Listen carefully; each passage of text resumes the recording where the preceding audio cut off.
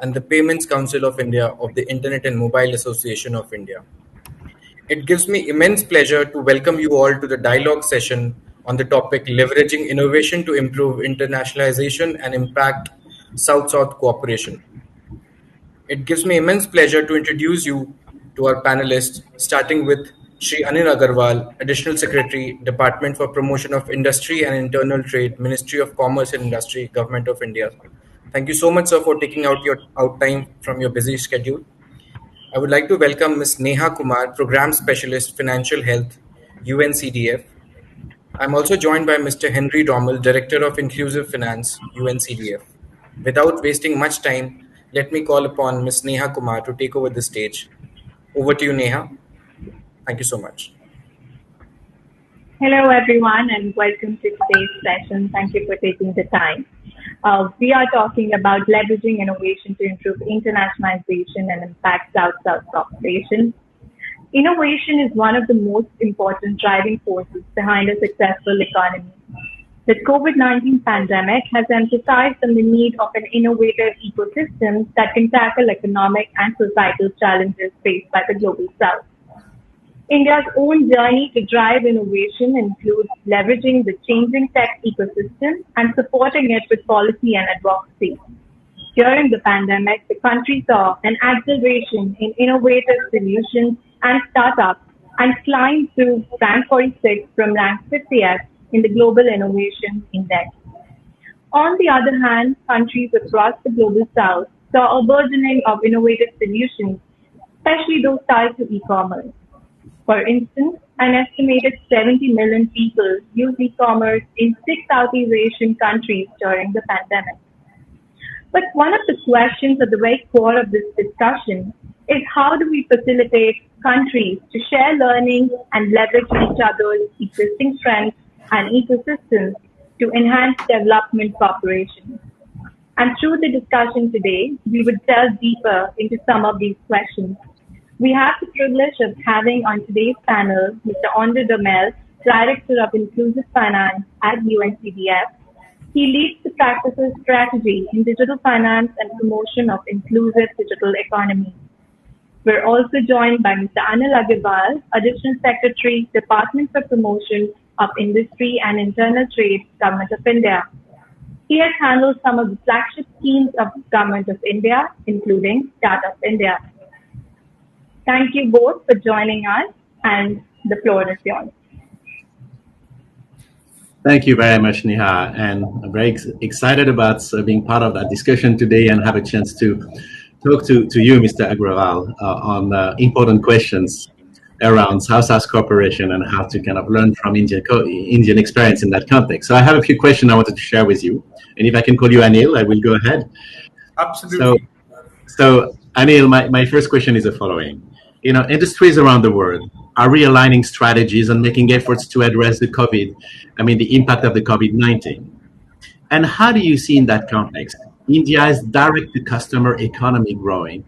And what has been the role of the governments, in that context? If you can share a few words on Indian experience, it would be very appreciated. Thank you very much, NPCI and the global fintech team for having me here. It's indeed a pleasure to be sharing a huge and a credible platform like this. I'm honored to be here. Henry, the question that you've asked is very, very relevant. And if you look at the Indian context, probably what the government of India has done, it has set a standard, a gold standard on how governments, and especially when you are talking about South-South cooperation. In fact, what we have done is a role model not just for developing countries, it has become a role model for many developed countries.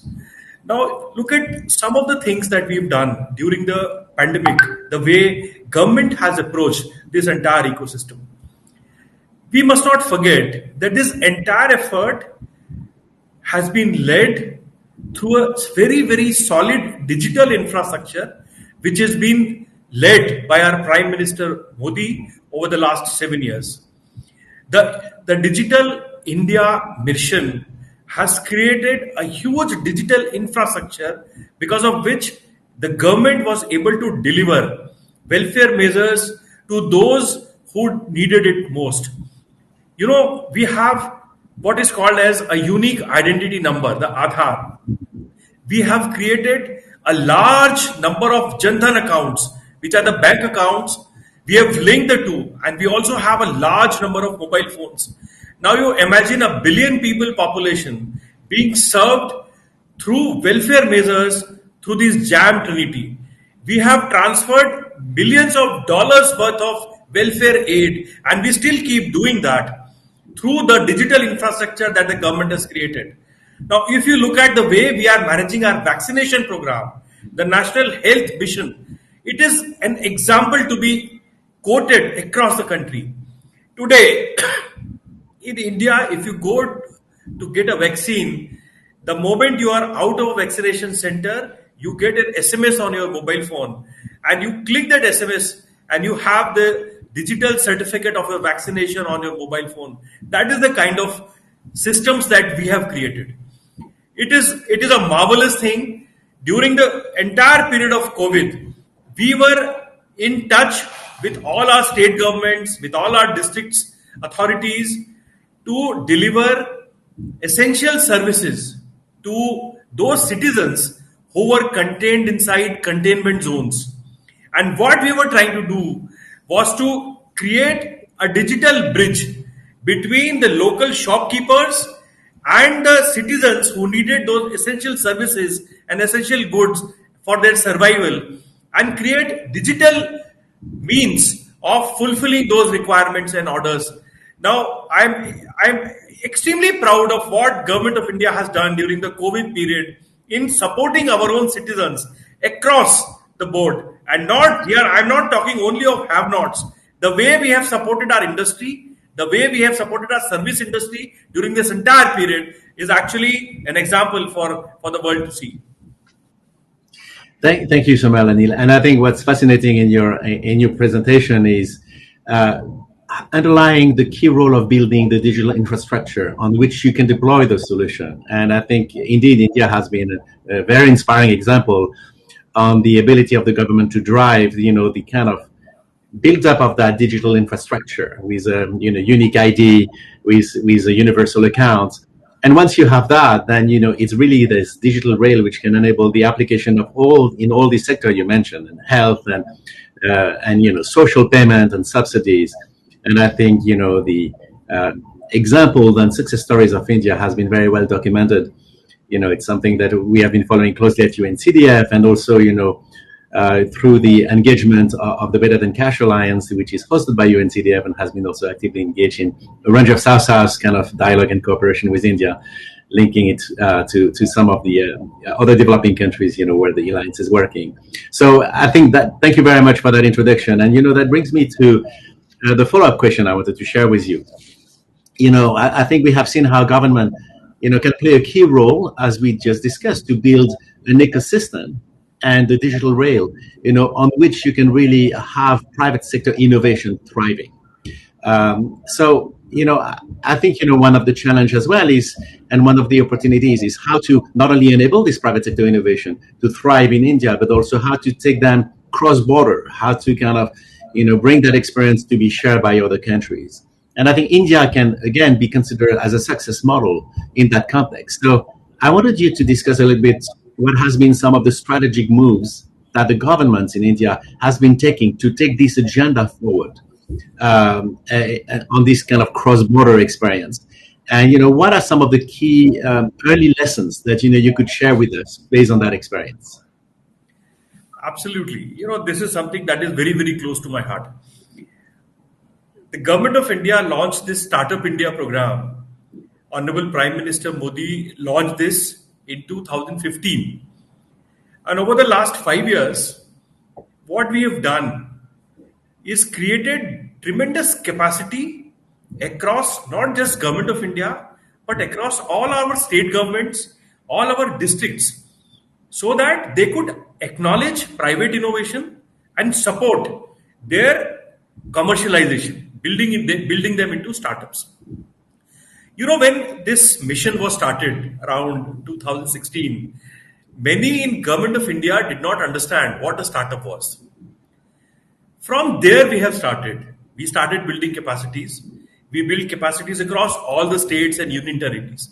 And today, out of 36 states and union territories, we have specific policies devoted to supporting startups from 30 of those states and UTs. 30 out of 36. Now, that is the kind of capacities we have built, consensus we have built, and the leadership has been provided to them. Now we have startups coming from each and every state of the country. 85% of India's districts today have one or the other startups. And over the last 5 or 6 years, we have done at the level of Government of India 49 regulatory reforms, which are spread across incorporation of companies, the returns that they have to file, the way they operate, the way they raise money, the way the investors can exit. And they have been across the board being done from the Ministry of Corporate Affairs, the Department of Financial Services, the RBI, the Securities Exchange, SEBI.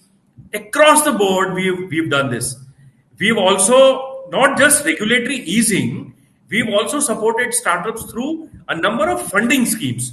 We've created a huge fund of funds, about $1.3 billion fund of funds that we have created for supporting startups. We've very recently created a seed fund for supporting startups across the country.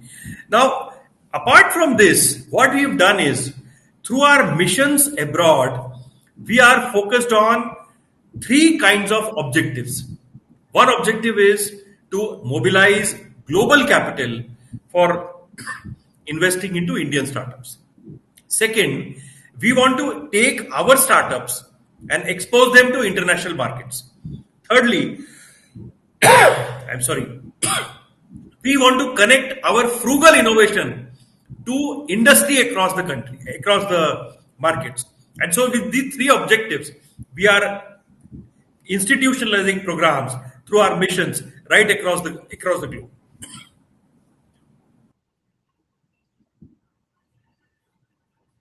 Sorry, I should give you a minute to get a glass of water.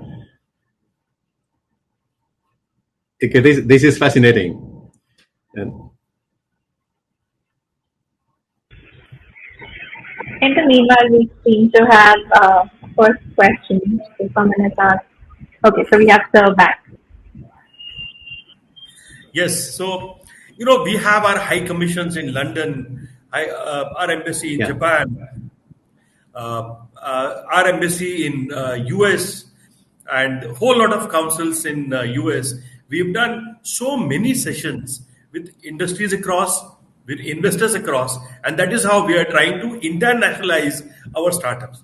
We have tangible programs of taking our startups in major events internationally. We have created a huge pool of startups by identifying them through what we call as the National Startup Awards. Some of the best companies that we believe are spread across the country, who have products which are made in India and for the world. And then we are promoting these companies very actively through our all missions abroad. This is what is broadly, if I give you an outline of this. Anil, thank you so much. I think this is fascinating. And, I wanted to follow up myself on a kind of precision or additional question on that front. Is as you may know, UNCDF is working mostly in least developed countries.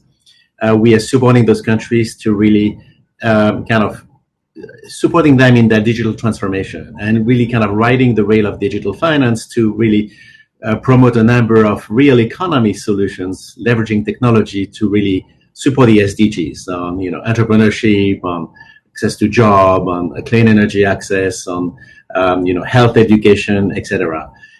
Smart agriculture, climate smart agriculture. So my question to you is, we work in contexts where the ecosystem is not as developed, where the kind of private sector innovation is also more nascent, but where we see a tremendous amount of energy and creativity and enthusiasm to embrace digital solutions, which can really serve underserved markets. So, could you share any insight or lessons from this kind of support to innovation from India to also kind of be shared and contribute to some of the development agenda in developed countries? I mean, sorry, in developing countries and especially least developed countries? Now, we've created programs for many of the countries which are India as a nation part of those groupings. Like, for example, the SCO. We are part of the BRICS grouping also.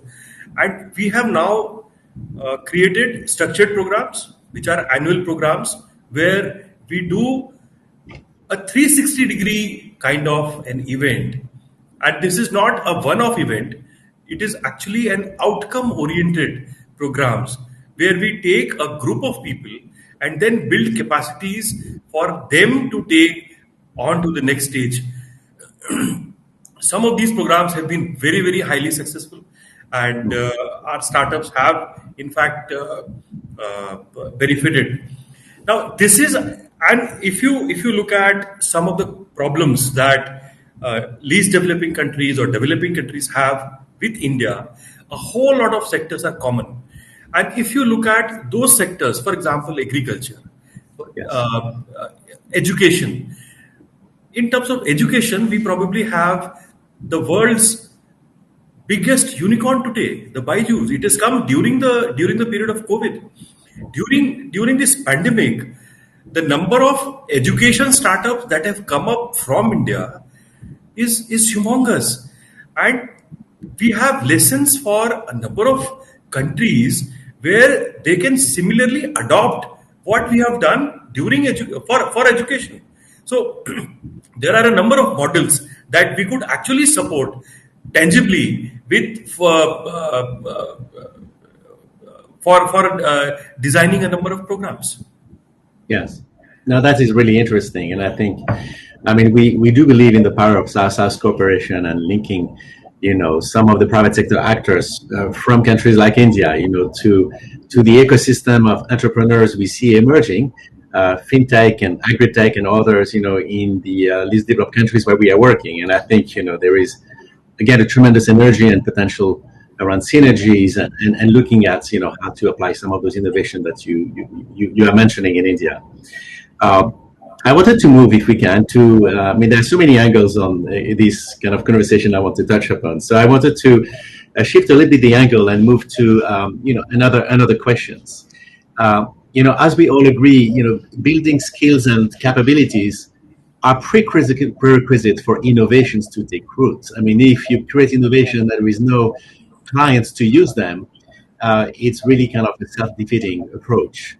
So in that context of building skill and capabilities, and based on your experience, could you tell us how you think women can be empowered to build financial resilience, to drive economic activities, to become key actors in this very rapidly digital transformation we see in the economies in developing countries in general?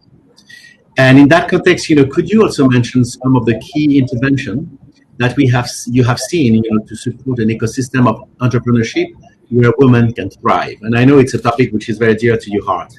So I would like to kind of give you the floor to share some of your experience in that. Thank you, Henry. Now, this question has two different parts. One is skilling and building capacities, and second is how we support women as entrepreneurs. Now, these are two separate things. Let me take the first part first. Now, as I mentioned, in 2016, we did not know what a startup was. In 2021, we have 30 states actively promoting startups. What we have done is, for the state governments, what we have done is we have created what we call as the ranking of states on their support to startup ecosystems. So what we've done across the country, we've tried to analyze what are the best practices across best of the startup ecosystems. And these are done across different dimensions. Mentoring, funding, incubation, outreach, and there are 7 different parameters, and they keep changing. Based on our study on the global best practices, we set norms and quantitative goals for each of those states to follow. Then we give them 1 year's time. Look, this is the ranking framework for this year. We will evaluate on what you do over the period of next 1 year. And then we will have a very, very objective, quantitative evaluation. There is no subjectivity involved. And since the goals are transparent, the evaluation process is transparent. Everybody knows that this is what we have to do. Now imagine there are different governments across states and nobody wants to be left behind. What we do in ranking exercise of the states is not a naming and shaming of the states. What we do is what we have built is a very healthy, competitive, collaborative approach where we say, look, this is a state that can help you learn these things. So that is how we are building capacities, building administrative capacities. There is nothing works better than seeing yourself. What we also do is take a set of officers from across the state, across the country. We pick up a number of officers from across the country, take them to the best of the ecosystems across the world for a physical visit across, and then set up meetings with most successful startups, most successful incubators, most successful academic institutions who have done outstanding work in terms of developing skills, developing entrepreneurship, and leave them to develop their own models for developing skills and entrepreneurship.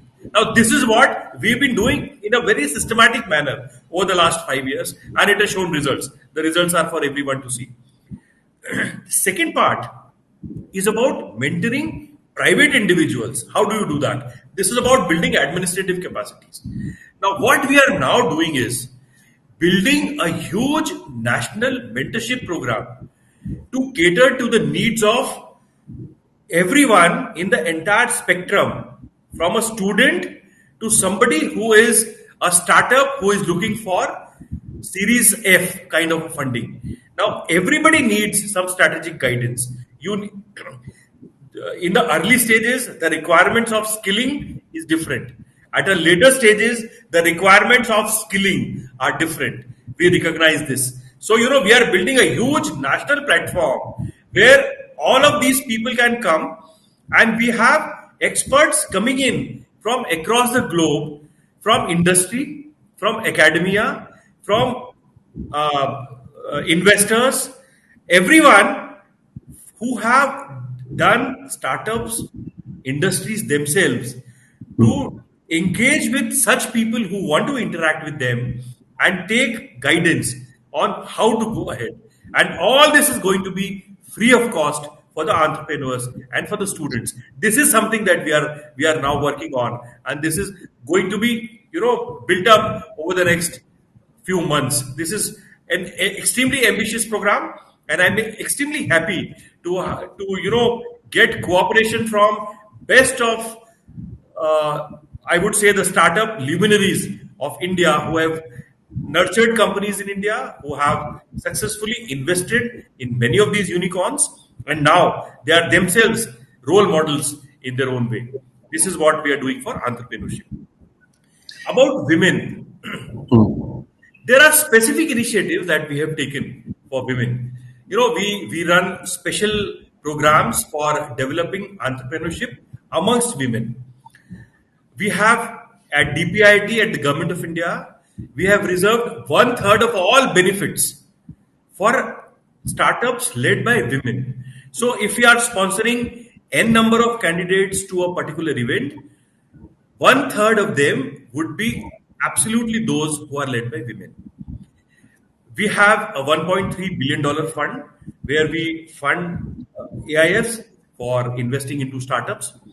We have reserved 10% of this entire fund only for startups which are led by women. These are quantitative examples of how we can support startups.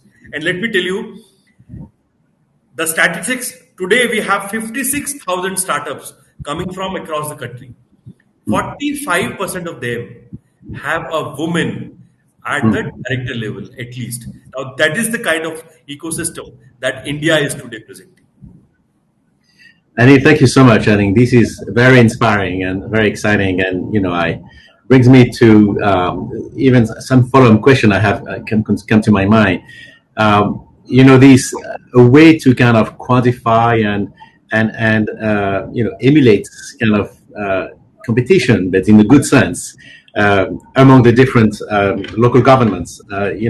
Around the ecosystem, the build-up of ecosystem for entrepreneurship, I think is fascinating. And I think to be able to learn from the key lessons on what has really worked best, I think would be so valuable to also the kind of dialogue and engagement we have in the countries where UNCDF work in LDCs. I think it's we are also encouraging and supporting the build-up of an ecosystem for entrepreneurship, and really actively working with governments to do that. And I think to share lessons on what has been some of the most successful model to really create these kind of deeply rooted enabling environment and supporting infrastructure for entrepreneurship to flourish and kind of promote this digital economy solution, I think would be really interesting. And I think, what you mentioned in terms of the scaled up access to mentoring or support almost at the individual level or at the individual enterprise level is also something which seems to me very powerful, because we see on the countries where we are working with governments in LDC and the private sector ecosystem that you have a very emerging business model. You have they have a unicorn in terms of very successful kind of enterprise who take their innovation cross border. So it struck me that it's again a very kind of fertile ground for further dialogue again and South-South exchange, because I think there are a lot of things that could be mutually learned from what you mentioned. So I mean, thank you so much for sharing those, and also really encouraging to see the proactive focus and dedication on bringing more women entrepreneurship forward and creating these pathways for economic empowerment and resilience and growth and economic opportunities for women. I wanted to shift to another angle of that discussion, which has been very much talked about in the context of the COVID-19, and it's the whole discussion around the role of e-commerce. So we have all seen how e-commerce, especially during COVID-19, has opened major opportunities. First to ensure resilience of a lot of entrepreneurs, but also to kind of develop new opportunities for growth and access to markets for in emerging economies. So, I wanted to ask you, what has been India's experience in terms of policy intervention that has really encouraged, e-commerce solution to flourish? What are the key lessons that you have learned already? And especially in the role of the actors who have enabled this e-commerce solution to flourish. The fintech and other technology companies as well. So again, I think it's something very much in the radar of all the kind of strategy we are supporting government with across the world. And it's something I would like to hear more about your experience. Now, you see, with India powered with the digital infrastructure that we have, the ecosystem in India provides a very solid foundation for provision of services and goods over the digital networks. And this is what is fintech. This is what is e-commerce. During this entire period of COVID-19, as I mentioned, whole lot of welfare measures and services were delivered using the digital means. And this was all e-commerce. If I tell you, today there was a report, industry report, which said India has 66 unicorns today. Out of them, 38 have become unicorns in 2021. That is during the pandemic, right? And if you see the breakup of these 38 unicorns, 2/3 of them come from e-commerce and fintech. Now, that is the kind of infrastructure and the foundation that we have in India. Large number of startups which are now founding a large number of them have been B2B historically. Now, a lot of them are B2C, and they are also getting into the unicorn space. Yeah. In terms of e-commerce, we are doing something very, very interesting. Now, we've all seen how e-commerce has been there. You have one platform, so you go to one app, you have a set of sellers, you have a set of buyers, and they interact among each other. Now, there are certain things that are not available on one platform. You go to the other, and then you look at certain things there. And then you have plethora of platforms. And if I tell you a figure, we try to see how many e-commerce companies and how many marketplace entities are there in India. The number came out to be about 17,000. So we have 17,000 e-commerce companies or startups providing services and goods on as on last month. So this is the kind of infrastructure that we have. But they are all platform centric.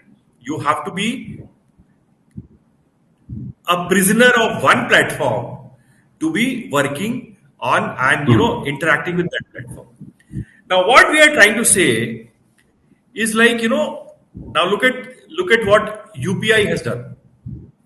So UPI is a protocol, and UPI has enabled payments and exchange of information between different financial entities. So you don't have to have an account or in bank X to be able to send money or get money from them, right? So this is what UPI has done, and it has been tremendously powerful idea. Now look at emails. You don't have to be on the same platform for exchanging emails. You can send a mail from Gmail account to a Yahoo account, right? But that doesn't happen in e-commerce. And what is the reason? Now, we exchange emails based on compliance to a protocol which is called Simple Mail Transfer Protocol, SMTP, right? On internet, we are able to get information from other computers because the browser complies with a protocol which is called Hypertext Transfer Protocol, HTTP. Now, is it possible to develop a protocol for cataloging sellers, for registering them at one common place, and then for the process of the entire value chain of commerce, which involves discovery, which involves order payment, which involves fulfillment? Can this entire chain of operation be done on the basis of some protocol which is open? It is based on open protocol. It is a public good rather than proprietary technology of one platform. So if in COVID, for example, when we were trying to reach citizens who are contained in a containment zone, so in one district, if we wanted to onboard some sellers, some retailers for provision of certain things, their cataloging was based on how the e-commerce platform defined its policies for cataloging. In another district, it will be different. So for one seller, if he wants to get onboarded onto one platform, the process is different. You want to get onto platform number 2, the process is different. Platform 3, process is different. So what usually happens is one person gets onto one platform and he's content with it. Okay. Now with this open network for digital commerce, what we are trying to do is interconnect all these e-commerce platforms which are today working in silos. Yes. This is going to be disruptive. It is going to be disruptive for the consumer. It is going to be disruptive for the seller. Anyone from anywhere will come, and we are creating network architecture, a set of rules which are open. Everybody knows what are the rules. They are transparent. Everybody abides by them. And this is what we believe is the future of e-commerce. I'm sure, we are talking about something that is being developed in India and for the world. And see, this is not proprietary for us. We are developing it as a public good based on open architecture, based on open standards and open protocols that are public good. Fascinating, Anil. I think it's really interesting to see how the challenge over the last few years has been to create the interoperable payment system, which where the route on which financial transaction can be processed. And I think the next generation of that challenge is now to connect on the trade and entrepreneurship, through kind of interoperable, e-commerce platform in a way, or to integrate them into common standards so that you can really widen the net of opportunities for those people who load on them. So I think this is, I could really see a tremendously exciting and rich kind of engagement and discussion to see how this kind of innovation also could be applied and brought to benefit, other countries, especially, these developed countries in Asia and Africa and Pacific where we work.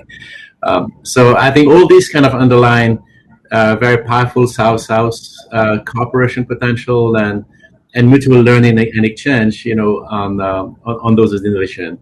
So, I know that we are coming almost to the end of our session. And I wanted to, but thank you so much again for sharing all this insight. It has been extremely interesting and powerful examples. And Neha, let me come back to you, whether there were, first to check how much time you still have, and whether there were a couple of questions from the floor that we would like to bring, to the attention of Anil. Thank you, Henri. We do have just a couple of minutes to go, so maybe we can take one question. Someone has asked, why does South-South cooperation matter? So I hope this session has been able to shed some light on this, but in case any of you would like to add into that. So I think Henri would be best placed to answer this question. I am only saying that India has created huge public infrastructure. We have given it for public good. We have actually given our COVID app, which is for the vaccination, offered it to everyone. So this is how we are working. So, and I think Henri would answer this question better than me in terms of the benefits of South-South cooperation. Yes. No, thank you so much, Anil and Neha. So let me just share a little bit of perspective. I think, we strongly believe in the power of exchange among peers and connecting people facing similar challenges with different experience. And sometimes different level of, degree of advancement is finding solution on those.